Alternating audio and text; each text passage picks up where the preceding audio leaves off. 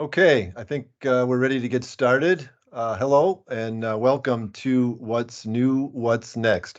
I'm Dave Spellman from Syncworks. Thank you for taking the time to be with us here today. The objective for today's webinar is to update you on some strategies and solutions that you could take advantage of today to improve the resiliency and accuracy of your timing network to position you for next-gen services and requirements. In addition to me from Syncworks, we have Rob Jodry, the leader of our technical support team, and a couple of our solution experts from Microchip. We've got Jim Olson and Scott Chafin, who I'll introduce in just a minute. Before we get started, some housekeeping. Please feel free to email us with any questions during the webinar. We will try to get you an answer before the end of the session. Hopefully, we'll have time for Q&A at the end. And if you'd like any more information on the subjects discussed today, please use the help@syncworks.com address. And that would also be the email address to email any questions. And one final comment, today's webinar is being recorded. You can refer to it later at syncworks.com/webinar.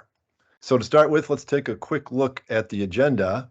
I've got a few introductory remarks to kick us off today, and then Scott Chafin, solution engineer for Microchip, is going to talk about the TP Time Provider 4100.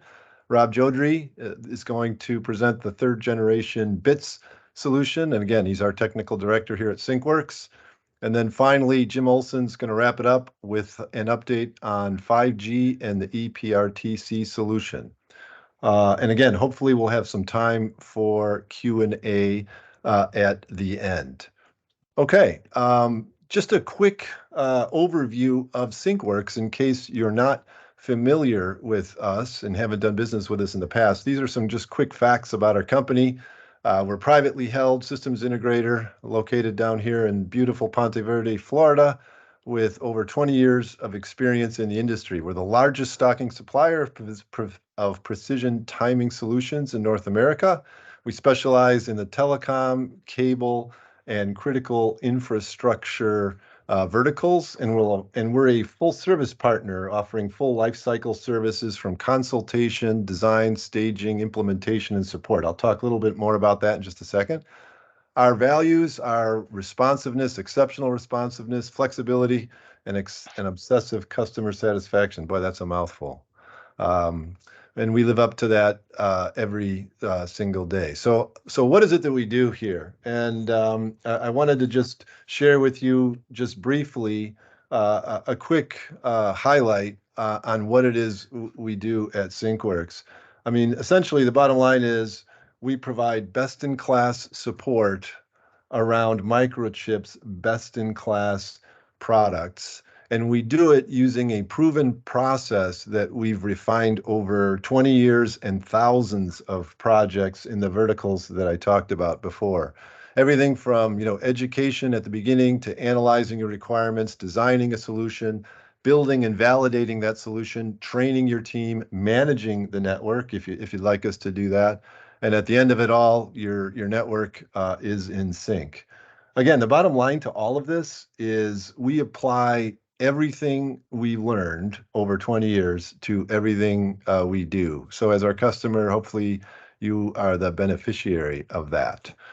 Last slide from me. Why Syncworks? Why would you choose Syncworks as a partner? Essentially, our end-to-end capabilities in this space are unmatched. I don't think you'll find another company that can do what we do. And here's a list, summary list of some of the things we do, what I call our core capabilities at every stage of the solution lifecycle, from pre-sales consultation, solution design, specifications, documentation, staging, provisioning, burn-in, network audits. We do it all. At Syncworks, we own the entire process and we take accountability for the entire solution. Again, it's a one phone call away type of solution where we own it all. Okay, so that's enough from me and enough of the highlights from Syncworks. First up on the agenda is Scott Chafin from from Microchip. Scott is a solution engineer, and he's provided designs for a variety of different applications and a variety of the verticals that we work. He's very experienced.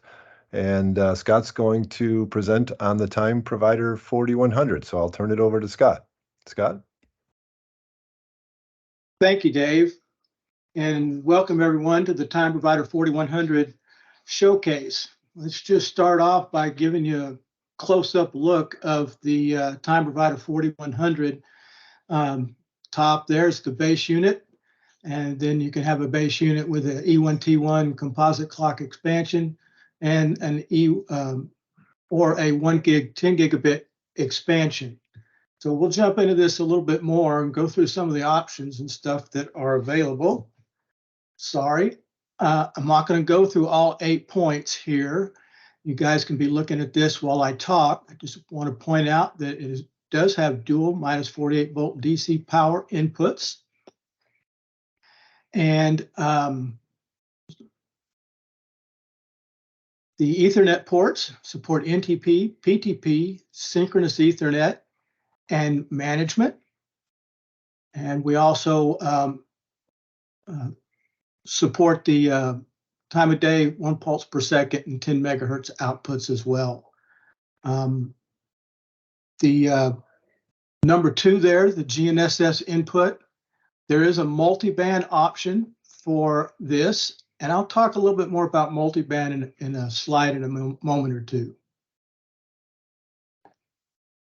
So the 4100 is a family of products. Our first release of the Time Provider 4100 was the Gateway clock. It's a frequency and time distribution system with multiple inputs and outputs. That's why we call it a gateway. It's a class A and B primary reference time clock. It is a enhanced primary reference time clock. It is a high performance boundary clock. And in our next release, 2.4, later this year, we will have an SSU mode. And I just want to point out here that with the technology of the enhanced PRTC and the high performance boundary clock, that enables a solution we refer to as a virtual primary reference time clock. And we're going to get more into that a little bit later today as well. Some of the attributes of the Time Provider 4100. A lot of stuff here again. I won't cover it all. I want to point out that in the 4100 is accuracy, resiliency, and security. And under that resiliency point, I want to point out that the system is fanless. There's no moving parts. That translates to a very high mean time between failure. Also want to point out have options for the oscillators. Our rubidium is a laser-driven MAC rubidium. We also have a Super OCXO or OCXO option. And multiband, promise to talk to you a little bit more about multiband. We need to understand the difference between multi-constellation, GNSS, GPS, GLONASS, Galileo, Beidou, wide area augmentation, and things like that is what we get from GNSS. Multiband is different. Multiband gives us the ability to track L1 and L5 of the GPS constellation, and similarly for GLONASS, Galileo, and Beidou. So the little chart there on the right comes from our management system. And you see colors representing our constellations, and you see shades of color identifying L1 and L2 bands. Multiband becomes important for those applications that require precision, such as enhanced PRTC and high performance boundary clock. A few more things here with security. We have Radius and TACACS that support authentication, authorization, and accounting. The Radius also supports two-factor authentication. 4100 also supports the new security requirements, or at least prong C and prong D in the IEEE 1588 2019 release.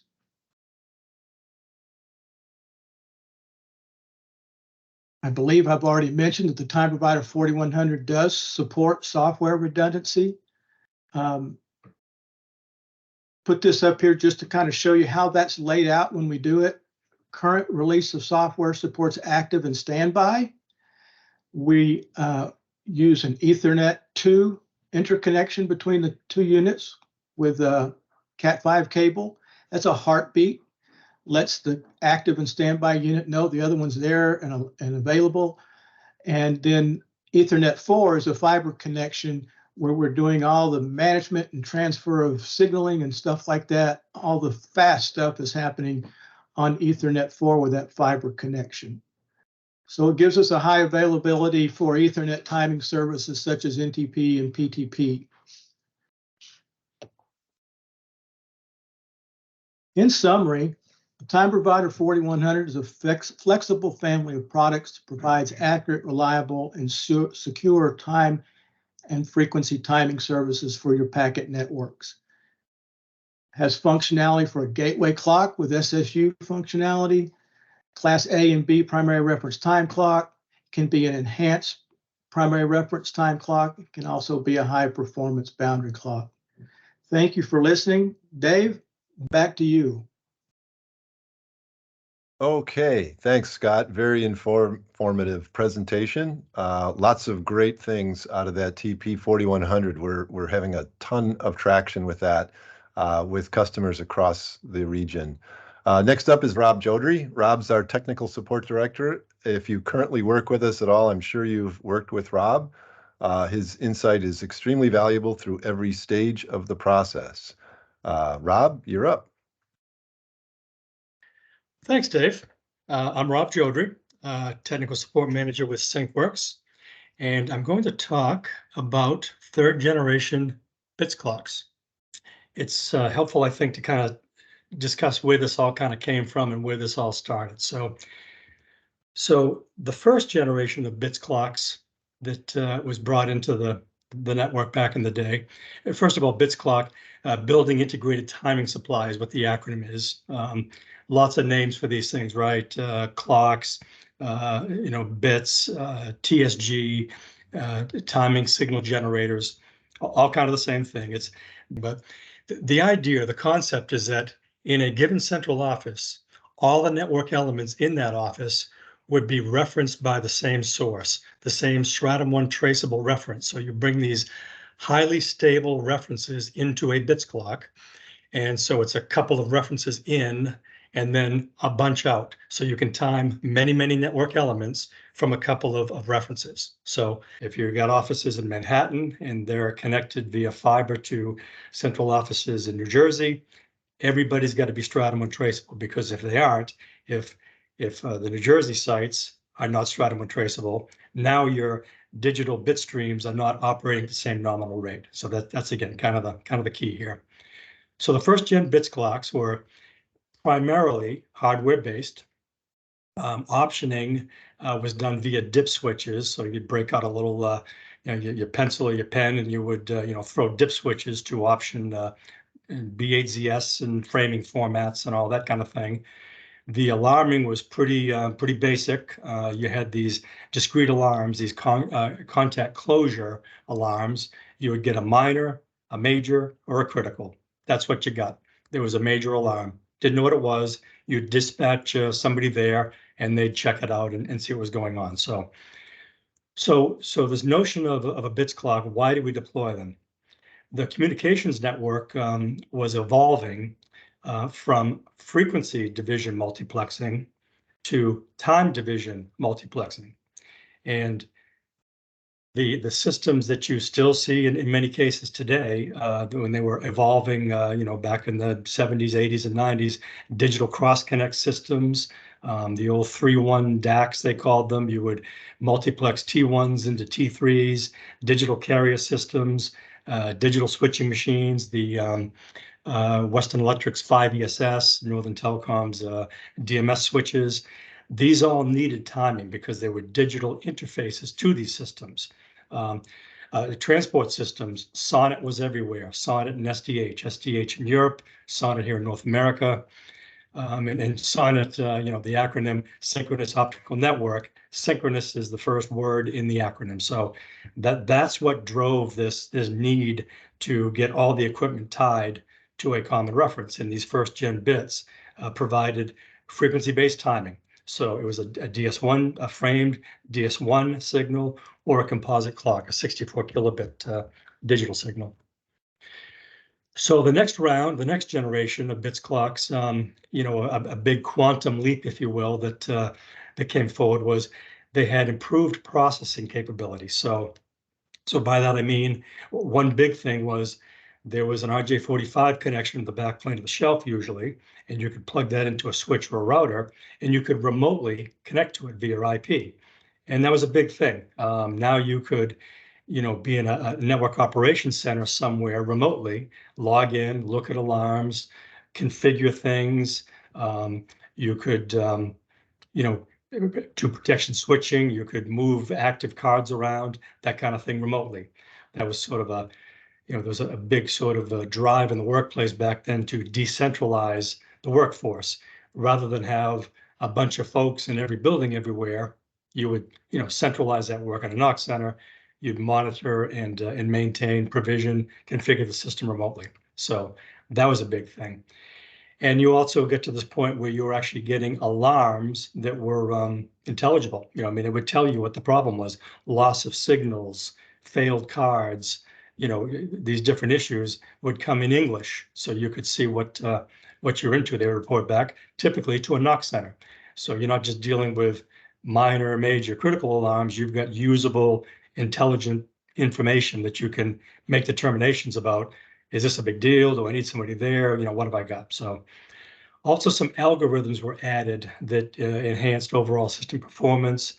When you lose your Stratum 1 inputs to a bits clock, it goes into holdover.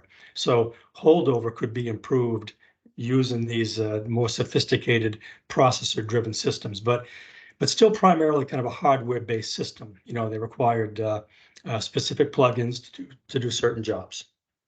So now we find ourselves with these, what we're calling the third generation bits clocks, sync systems. These new systems have got to wear multiple hats. They have to do lots and lots of things. It's no longer a device that just generates T1s and composite clocks. Got to do a lot of things.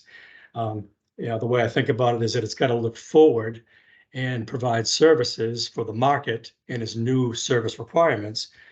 But it's also got to keep an eye in the rearview mirror, right? So, and why is that? Well, all those systems we just talked about are still out there in significant quantities. These SONET systems, digital cross connects, multiplexers, the switches, channel banks, the D4 channel banks, they are being vacated significantly.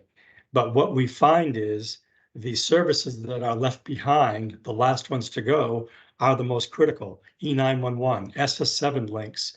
The SS7 links are call processing. That's how calls work through the network. You have to have those links. There's a lot of work to get off those systems because there's signaling transfer points that have got to be upgraded, changed out to make this all kind of work. So there's a lot to this. Point is, a lot of the stuff, while it is being migrated off of, it's going to be out there for a while, and I don't see it going anytime soon. I heard first conversations back in the day in the 90s about SS7 links not being on D4 channel banks anymore. I mean, we do jobs all the time, and we look for the SS7 links to identify them, critical services. When we do our cutovers, you got to pay attention to that stuff. So it's out there, and we'll be gone someday, but it's going to take a while.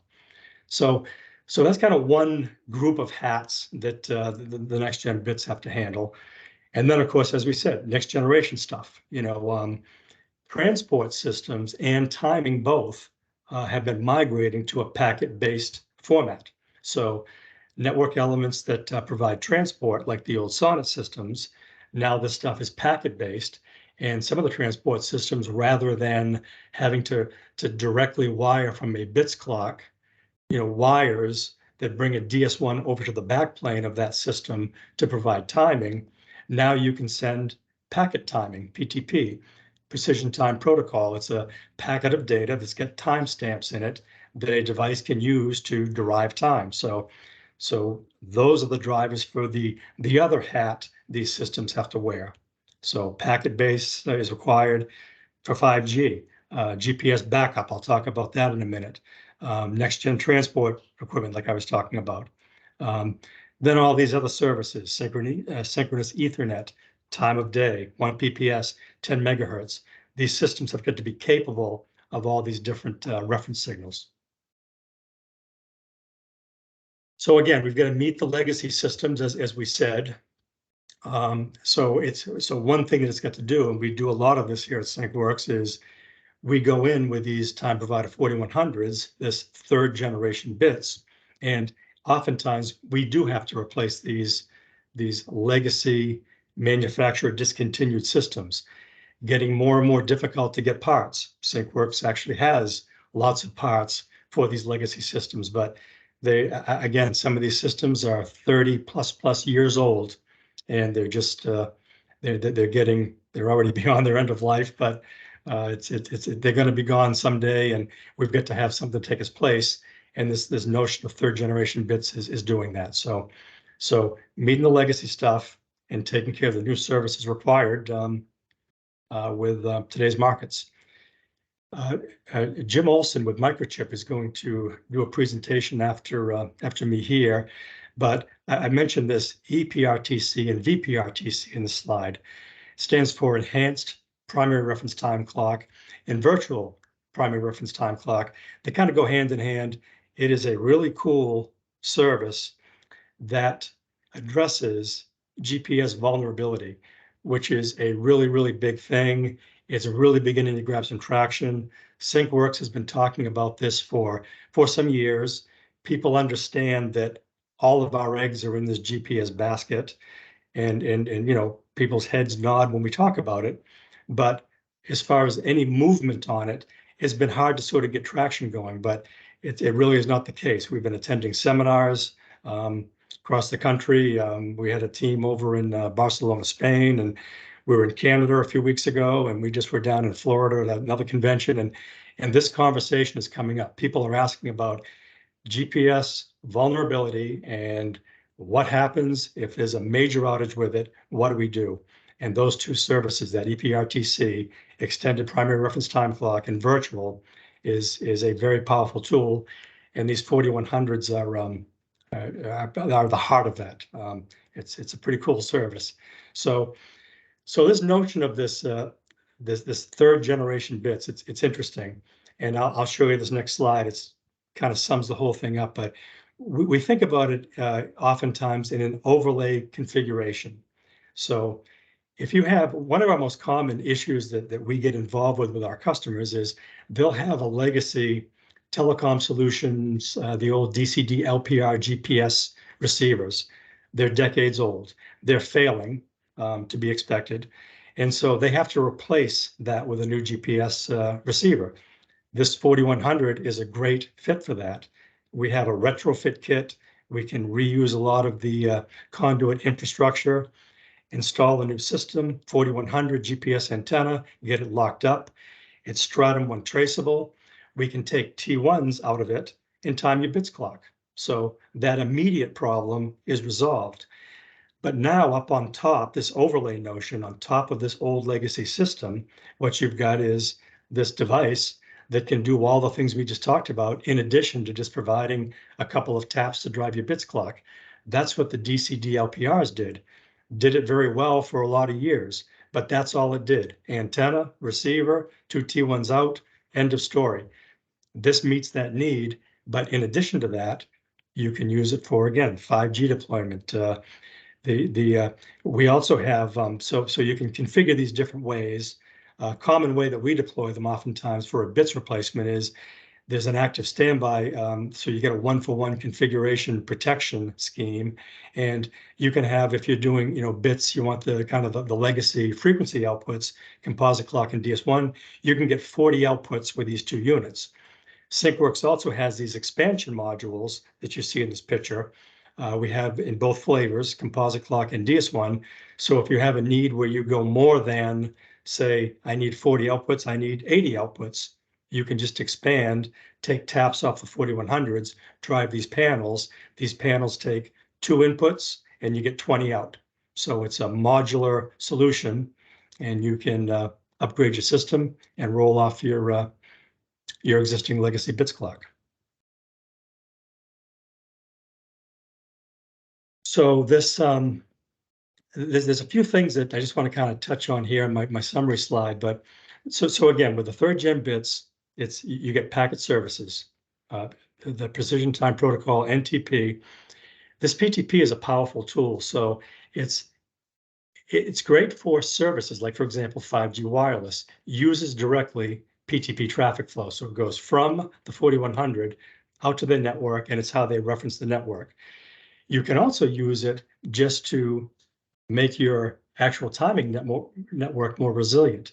And you can do that by backing up your GPS. So if you have 2 sites, site A, site B, both have got 4100s, both are connected to GPS antennas, life is grand, right? You can also feed PTP from one to the other. And what that buys you is, if the antenna blows off the roof at site B, rather than go into holdover because I no longer have a reference, a stratum untraceable reference, I now have a secondary reference that is PTP traffic flow from site A. So now I'm the beneficiary at site B of the GPS connectivity at site A. If this happens at 4:30 Friday afternoon, it's no longer a crisis to roll people and figure out antenna problems. I've got to sort that out, certainly, but I have stratum untraceability. My services are good. I'm protected, and my GPS is backed up. That's kind of one cover that you buy from this. Another deployment that we've used with this is sometimes we will take a time provider 4100 and put it into a location that needs timing that doesn't have access to GPS. One reason might be urban canyons, Philadelphia, New York, the big cities. You get into these areas where you may not have satellite visibility. That's a problem. So what you could do is put a 4100 in.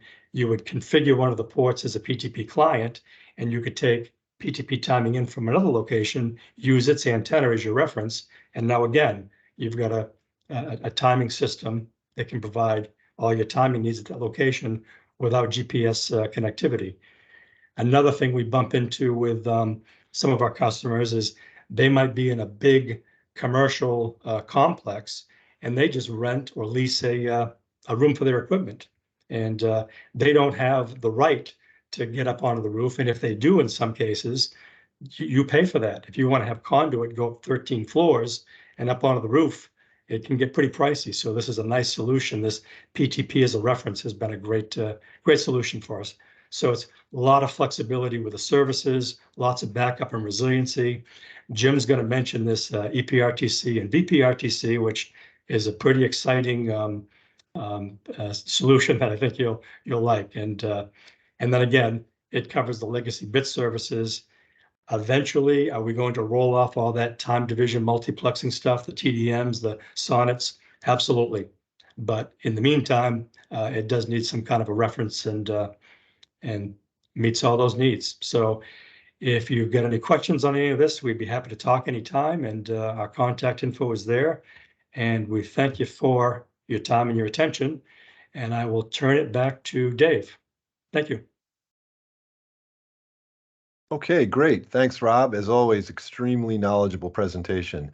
Next up is Microchip's Jim Olson. If you've had the pleasure of working with Jim in the past, I'm sure you know that he is truly an expert in the field. Take it away, Jim. Hello, everyone. So I'm Jim Olson, Solutions Architect for Microchip. I'm going to talk today about 2 things. One, an enhanced primary reference time clock, and the other one is a virtual primary reference time clock. They're 2 different things, and I'm going to try to help explain what they are and what the differences are. So an enhanced primary reference time clock is referred to as an EPRTC. That is an industry standard from the ITU, and it's a timing system. It consists of different components of the system. One being a firewall, that detects GNSS or GPS anomalies and forces the system to switch to another reference. It also consists of a GNSS timing receiver that has ePRTC algorithms in the receiver itself. This is an example of our product, the TP4100, that Scott described as an ePRTC configuration. The third component of the system is the cesium atomic clock. The cesium atomic clock is required to meet the performance specifications of the system. We'll talk about what those specifications are in a few minutes. The virtual PRTC is not an ITU standard, it is a concept. And the concept is that we want to deliver or create a PRTC function within 100 nanoseconds to UTC at some drop point in the network, typically an aggregation point, where no GNSS is going to be required. The components of a virtual PRTC is at least one, but typically two ePRTC systems for source clocking. It also needs an optical or OTN network to deliver the timing from the ePRTC location to the virtual PRTC location. We do that by using time transfer with PTP from the ePRTC to the virtual PRTC. So in this case, our source clock, the ePRTC, will track within 30 nanoseconds of UTC traceability. That allows us to create some level of time error when we do time transfer over the network and still meet the PRTC requirements of 100 nanoseconds to UTC at the virtual PRTC location. An enhanced primary reference time clock based on the ITU standards must track within 30 nanoseconds of UTC. Typically, these systems are probably around 15 nanoseconds or maybe better to UTC on a consistent basis. If GNSS or GPS becomes compromised and is no longer available, this ePRTC system must hold 100 nanoseconds for at least 14 days. This is a specification that is a requirement, 100 nanoseconds for 14 days, meaning it must still meet the PRTCA requirement of 100 nanoseconds to UTC after 14 days with no GPS available any longer. From tests and deployments in laboratories and networks, sometimes we see 60 to 90 days with the system without running with GNSS or GPS after it has been removed, for 60 to 90 days to 100 nanoseconds. So this is phenomenal technology. And if you're kind of a nerdy guy and you like technology, this is in that class of really cool technology. We have a couple ePRTC use cases. We can use it as a virtual primary reference clock, which I'm going to talk about in a few minutes, where we do try to set time within 100 nanoseconds to UTC at a location to create a PRTC function. We can also use it for assisted partial timing support, or APTS. APTS is used to hold time or create a GPS or GNSS proxy at a PRTC location.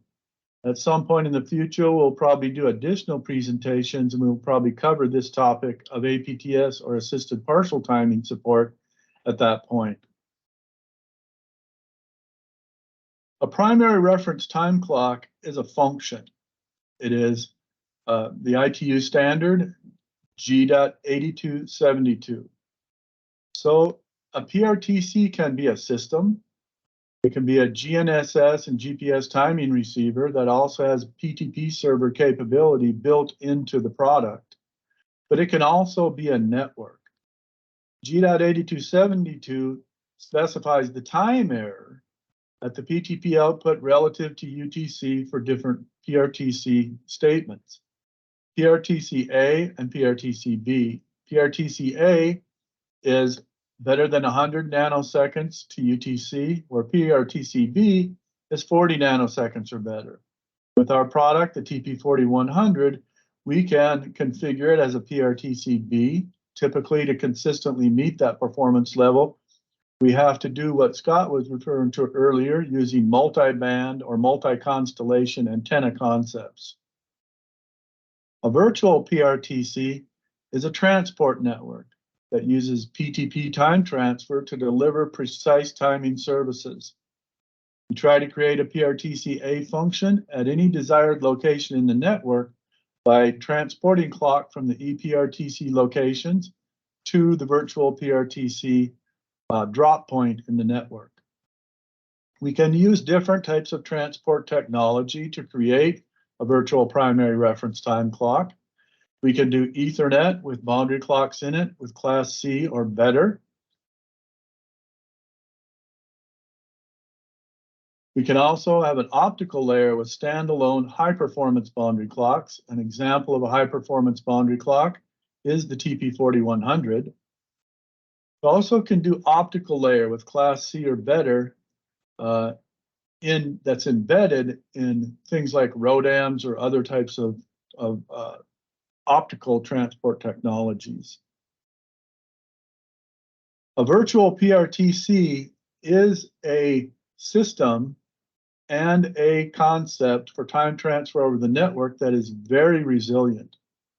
The reason we get resiliency with no single point of failure is because we can do bidirectional PTP timing flows over the network from two locations, from a west location, for example, or an east location. If we had a mesh network, we could actually have 3 ePRTC functions and do tri-directional timing flows. But for example, in a bidirectional PTP timing flow scenario, we can send timing from the west ePRTC and the east PRTC with PTP flows over the network and create a drop point in the network through high-performance boundary clock functions with a southbound PTP interface that meets the PRTC 100 nanosecond to UTC traceability specifications.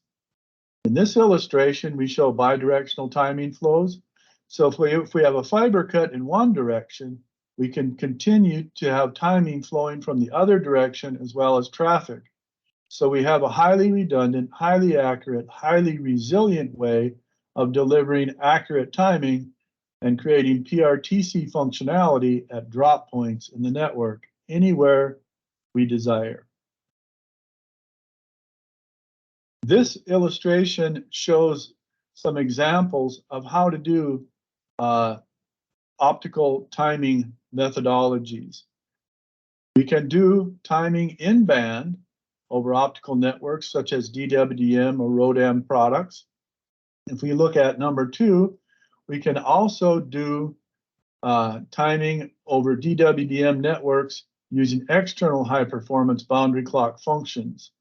In many cases, the optical equipment in the networks does not support embedded timing. So in this case, we would send the timing around the DWDM muxes through a high-performance boundary clock that could be the time provider 4100 to create our virtual PRTC function at the other end of the optical network. We could also do a hybrid sync solution that part of it is a virtual PRTC with external high-performance boundary clock functions, where part of the network may have embedded boundary clock functions, creating a hybrid environment for sync distribution. So in conclusion, a virtual PRTC with high-performance boundary clock attributes creates a stable, predictable transport for timing. It has to be a fast transport network.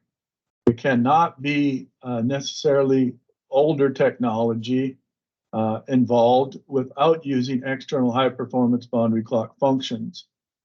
We can deliver very deterministic time error with very fast protection. The TP4100 has built-in capabilities, for example, as an external high-performance boundary clock to take measurements and look at messages to switch references, for example, from an East PRTC to a West PRTC. This architecture is immune to GNSS problems such as interference or a loss of signal due to some sort of failure. So that is related to the EPRTC function that relies on the cesium atomic clock for enhanced holdover capability. So this is a controlled, managed, monitored PRTC network where we don't use GNSS at aggregations or edge points in the network. This allows operators to save money and create a redundant configuration that delivers accurate timing. So there's cost savings involved, and it delivers a timing network without single points of failure.